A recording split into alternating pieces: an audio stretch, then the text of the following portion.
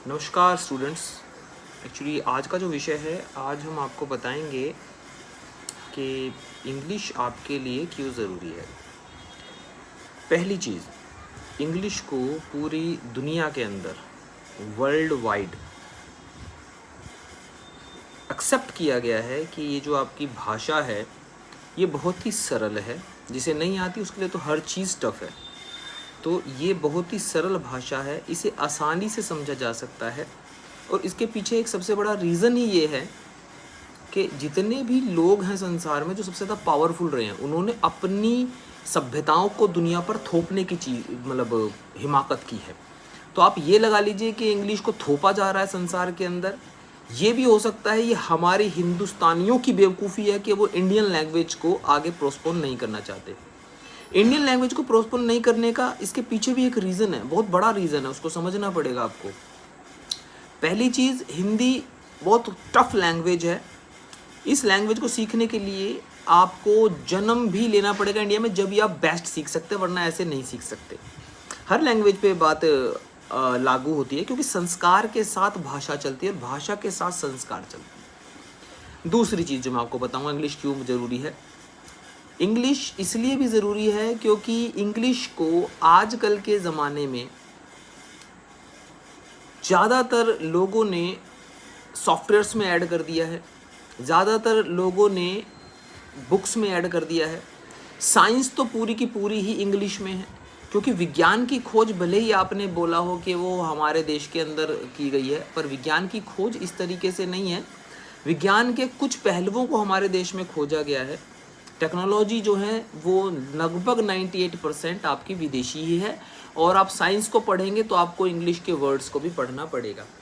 तो जो लोग कॉमर्स या साइंस लेना चाहते हैं, they have to learn each and every aspect of English language.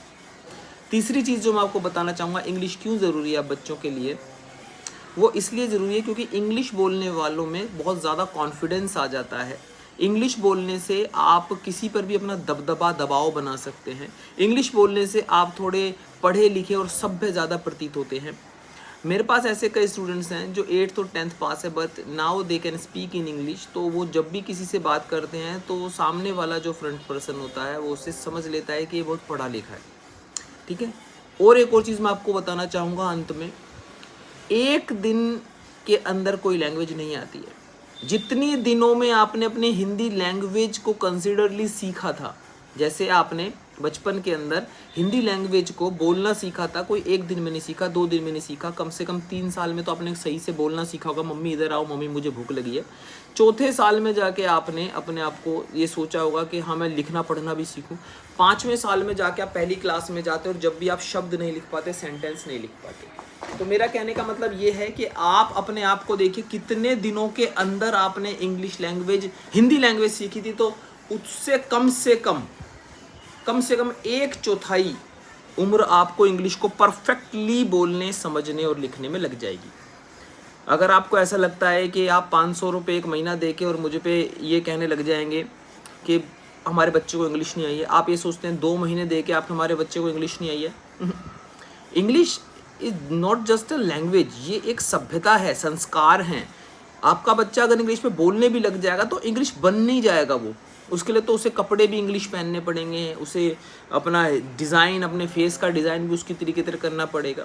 तो हिंदुस्तानी बच्चों के लिए मैं स्पेशली ये कह रहा हूँ, इंग्लिश ऐसे नहीं आएगी, जितनी आप प्रैक्टिस करेंगे उतनी ज़्यादा अच्छी आएगी। उदाहरण तौर पे समझाता हूँ। मान लीजिए आपके घर पे आपके जो मम्मी है, पापा हैं, उन्होंने आपका एक नाम रखा है।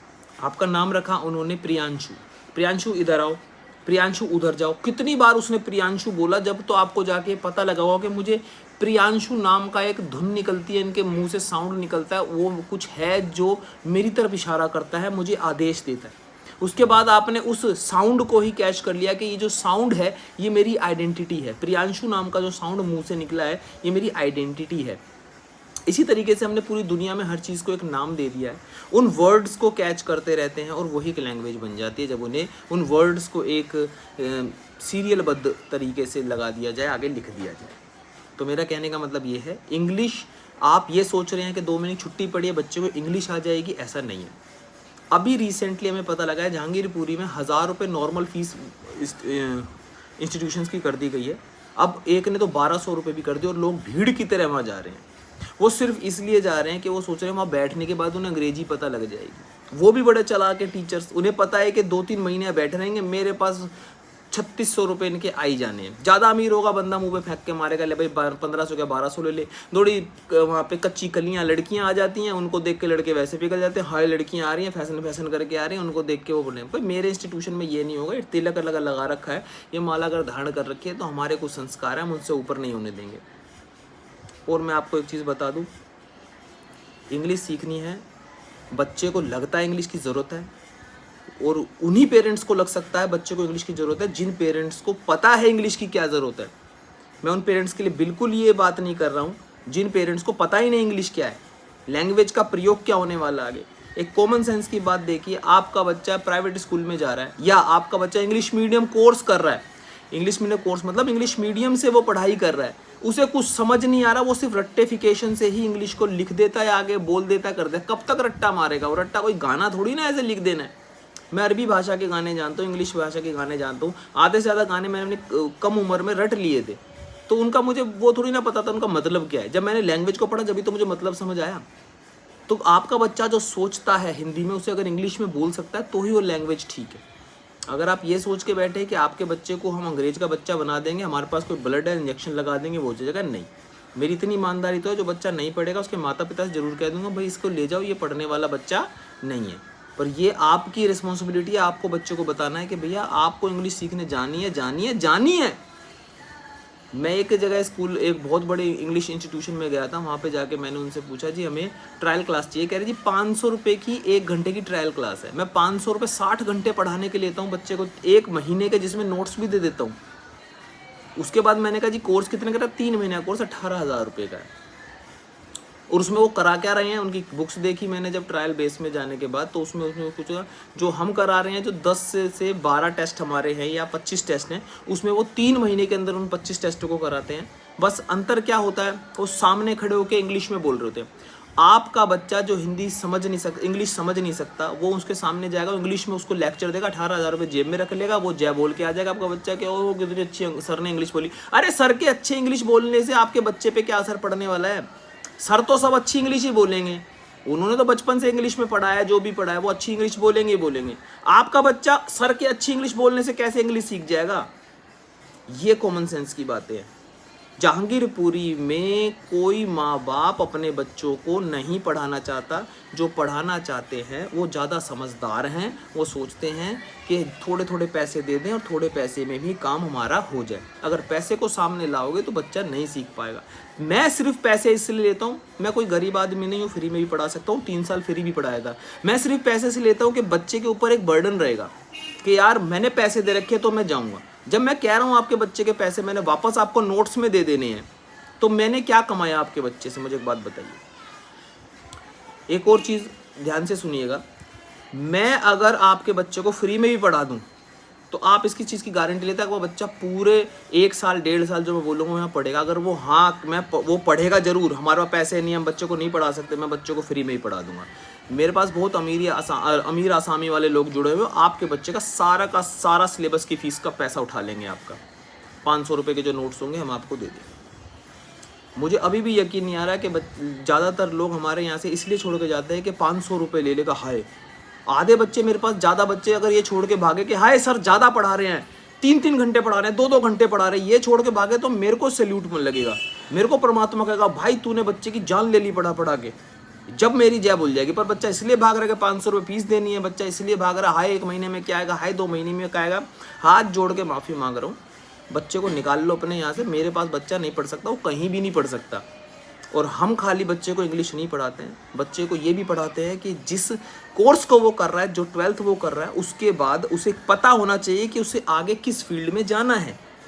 ज़्यादातर बच्चे कच्चे लालच में 500 रुपये में जी वहाँ जॉब कर लेंगे जी, 5,000 में वहाँ जॉब कर लेंगे जी, इतनी जान पहचान है मेरी। आपका बच्चा 12th पास करेगा, 20,000 रुपये की नौकरी लगवाने की तो मेरी भी हैसियत है, इतनी जान पहचान है मेरी।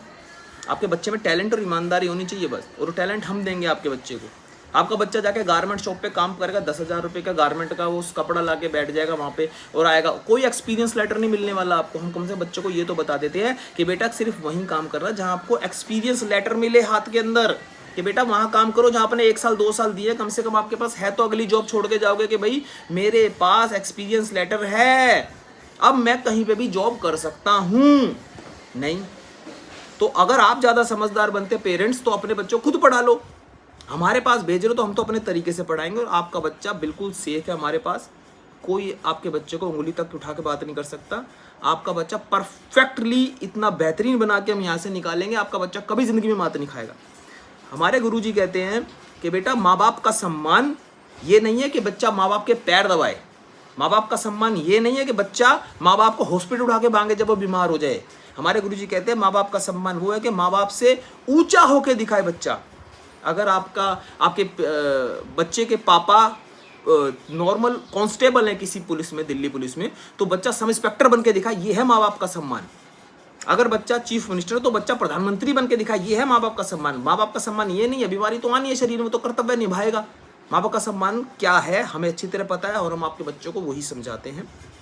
तो आप लोगों से हाथ जोड़कर विनती है, बच्चा चाहे हफ्ते में 3 दिन आने आए पर बच्चों को भेजे ज़रूर।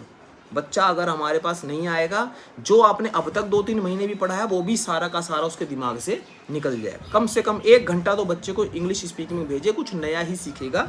और हमारे यहाँ आएगा तो हमारा तो पूरा घर ही दिव्य बना रखा हमने, दिव्य इन द सेंस हमारे तो चारों तरफ से गुरुद्वारे ये आपके मंदिरों से घिरा हुआ है। यहाँ पे तो आवाज़ भी आएगी उसके दिमाग में, उसके मन में शांति होगी। जय गुरुदेव, जय श्री राम, जय भारत, भारत माता की जय।